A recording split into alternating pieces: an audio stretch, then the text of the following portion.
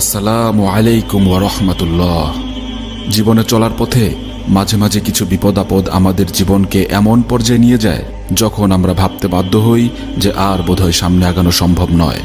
দেয়ালে পিঠ পুরোপুরি ঠেকে গেছে, পিতামাতা প্রত্যাখ্যান করেছে, অথবা নিজের প্রিয় মানুষ বেইমানি করেছে, ব্যবসায় বিরাট অঙ্কের লস হয়েছে, অথবা সঞ্চিত সকল অর্থ সম্পদ ধ্বংস হয়ে গেছে, অথবা সর্বস্ব হারিয়ে পথের ভিখারি হয়েছে, যা কখনোই একজন মানুষ সহজে মেনে নেওয়ার জন্য প্রস্তুত থাকে না।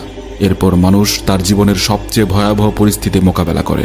তখন মনে হতে থাকে এরপর যা হবার তাই হয়ে যাবে, কিন্তু আমার পক্ষে আর কোনো কিছুই করা সম্ভব নয়। দুনিয়ার বুকে আর কেউ অবশিষ্ট থাকে না সেই বিপদ থেকে উদ্ধার করার। কিছু বিপদ আমাদের ইমানকে এমনভাবে দুর্বল এবং ভেঙে দিতে সক্ষম হয় যে ওই মুহূর্তে আমরা আর আল্লাহর কাছ থেকেও যেন কিছু আশা করতে পারি না। আমাদের দুর্বল হৃদয় এবং দুর্বল ইমান তখন আরো কয়েক গুণ বেশি দুর্বল হয়ে পড়ে, যার সুযোগটা শয়তান ঠিকই নিয়ে নেয় সময় মতো। শয়তান তখন আমাদের হৃদয়কে বোঝাতে সক্ষম হয় যে আর কারোর কাছ থেকে সাহায্য আশা করে কোনো লাভ হবে না, কারণ তোমার জীবনের 12টা ইতিমধ্যে বেজে গেছে। তখন মানুষও শয়তানের প্ররোচনায় ভেবে নেয় যে হ্যাঁ, সব শেষ। এরপর মানুষ ধীরে ধীরে ভেতর থেকে পরিপূর্ণভাবে ভেঙে যায়। কেউ রাগে দুঃখে নাস্তিকবাদী চিন্তাভাবনা করে, কেউ কেউ আবার নেশা অথবা নানান ধরনের ড্রাগসে আসক্ত হয়, কেউ কেউ তার মস্তিষ্কের স্বাভাবিক ভারসাম্য হারিয়ে পাগল হয়, আবার কেউ কেউ এই চাপ সহ্য করতে না পেরে জীবনকে উৎসর্গ করে অন্যায়ভাবে দুনিয়া থেকে চিরবিদায় নিয়ে নেয়। হ্যাঁ, মানব জীবনে এই রকমের পরিস্থিতি অনেক মানুষের জীবনেই আসে।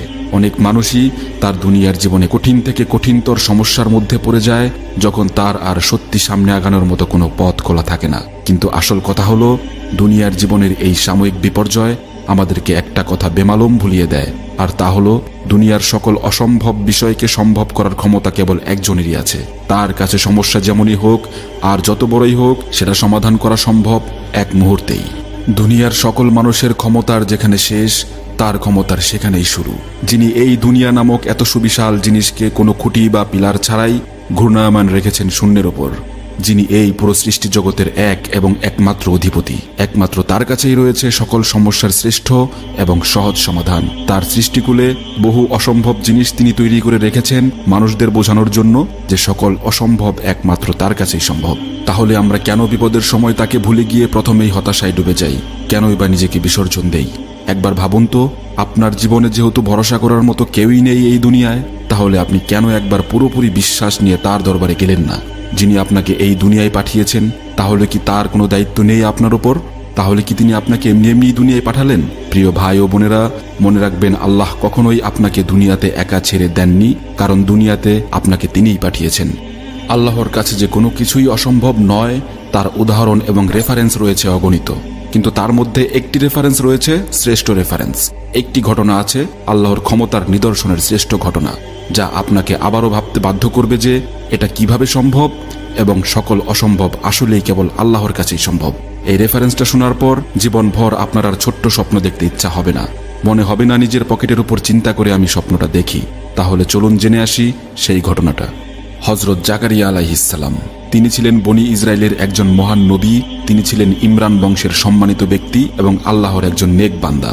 আল্লাহ তাকে নবুয়ত দান করেন এবং আল্লাহর নির্দেশ অনুযায়ী মানুষের মাঝে সত্য প্রচার করতেন।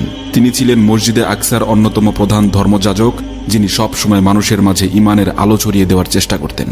হযরত জাকারিয়া আলাইহিস সালাম সব সময় মানুষকে এক আল্লাহর ইবাদত করতে বলতেন। তিনি মানুষকে সততার পথে আসার আহ্বান জানাতেন এবং পাপ থেকে বিরত থাকার তাগিদ দিতেন। তার দাওয়াত ছিল অত্যন্ত সহজ সরল ও আন্তরিক, যা মানুষকে সৎ ও ধার্মিক হতে উদ্বুদ্ধ করত। তিনি নবী হিসেবে কখনোই অন্যায়ের সাথে আপোষ করেননি এবং আল্লাহর প্রতি তার নির্ভরতা ছিল অবিচল। কিন্তু তার অন্তরের এক গোপন ইচ্ছা ছিল, যা ছিল একজন উত্তরসূরি, যিনি তার দেখানো পথে চলবে এবং সত্য ধর্ম প্রচার করবে। কিন্তু তার স্ত্রী ছিলেন বন্ধ্যা এবং বৃদ্ধ বয়সেও তিনি ছিলেন নিঃসন্তান। তবুও তিনি কখনো আল্লাহর রহমতের আশা ছাড়েননি। তখন তার বয়স ছিল 90+ এবং তার স্ত্রীর বয়স ছিল 85+। এই সময়ে এসে তিনি আল্লাহর কাছে চাইছেন। তিনি চাইছেন, হে আমার রব, আমার হাড় দুর্বল হয়ে গেছে, মাথা পাকা চুলে ভরে গেছে, তবু আমি কখনো আপনার দয়া থেকে নিরাশ হইনি। আমার স্ত্রী বন্ধ্যা, কিন্তু আপনি চাইলে আমাকে একজন উত্তরসূরি দান করতে পারেন, যিনি আমার পরে নবুয়তের দায়িত্ব পালন করবেন। অর্থাৎ হযরত জাকারিয়া আলাইহিস সালাম এই বৃদ্ধ বয়সে আল্লাহর কাছে একজন সন্তান চাইছেন। এখন আপনি একবার ভাবুন তো, এই সময়ে এসে যদি কোনো কাপল ডক্টরের কাছে যায় যেখানে হাজব্যান্ডের বয়স 90 আর ওয়াইফের বয়স 85 এবং তাদের চাওয়া যদি হয় একটা সন্তান, তাহলে সেটা কি রিয়ালিটির সাথে ম্যাচ করে? এই স্বামী স্ত্রীকে ডক্টর কি পরামর্শ দিবেন? তাদেরকে কি সন্তানের জন্য চেষ্টা করতে বলবেন? না, সেটা কখনোই না। বরং ডক্টর তাদেরকে বলবে আপনারা অন্য কিছুর জন্য চেষ্টা করুন, কিন্তু কোনোভাবেই এইটা সম্ভব না, কারণ এইটা কোনোভাবেই যৌক্তিক কোনো বিষয় না এবং এটা নিছক পাগলামি চিন্তাভাবনা ছাড়া আর কিচ্ছু না। কিন্তু কোরআন এই বিষয়ে কি বলে? কোরআন বলে, যখন তিনি কোনো কিছুর জন্য সিদ্ধান্ত নেন তখন তিনি কেবল বলেন হও এবং তা হয়ে যায়। তারা বলল, হায়, আমাদের কি সন্তান হবে অথচ আমরা বৃদ্ধ? এটা তো সত্যিই আশ্চর্যের বিষয়। তিনি বললেন, এমনটি আল্লাহ করেছেন এবং তিনি যা চান তাই করেন। এরপর মহান রব্বুল আলামিন হযরত জাকারিয়া আলাইহিস সালামের দোয়া কবুল করলেন এবং তাকে একজন নেক সন্তান দান করার সুসংবাদ দিলেন। আল্লাহর আদেশে তার স্ত্রী বন্ধ্যাত্ব হওয়া সত্ত্বেও গর্ভধারণ করলেন এবং জন্ম নিলেন ইয়াহিয়া আলাইহিস সালাম, একজন পবিত্র নবী যার নাম আল্লাহ নিজে নির্ধারণ করেছিলেন। সুবহানাল্লাহ। যদিও হযরত জাকারিয়া আলাইহিস সালাম সর্বদা সততার সাথে নবুয়তের দায়িত্ব পালন করছিলেন, কিন্তু বনি ইসরায়েলের লোকেরা ছিল অবাধ্য এবং ঈমানের আলো থেকে বিমুখ। তারা ছিল সত্যের শত্রু এবং আল্লাহর নবীদের হত্যার ইতিহাস ছিল তাদের মধ্যে। এক সময় তারা হযরত জাকারিয়া আলাইহিস সালামের বিরোধিতা শুরু করলো এবং তার প্রাণ নিতে উদ্যত হলো।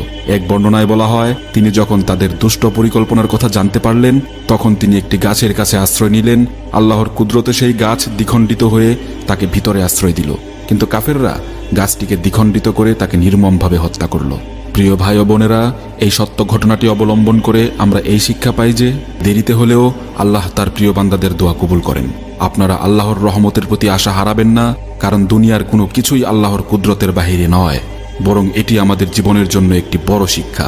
ধৈর্য, আল্লাহর প্রতি নির্ভরতা এবং সত্যের পথে অবিচল থাকার যে শিক্ষা তিনি রেখে গেছেন তা আমাদের জীবনে বাস্তবায়ন করা উচিত। আল্লাহ আমাদের সবাইকে তার পথে পরিচালিত করুন এবং হযরত জাকারিয়া আলাইহিস সালামের জীবন থেকে শিক্ষা নেওয়ার তৌফিক দান করুন। আমিন।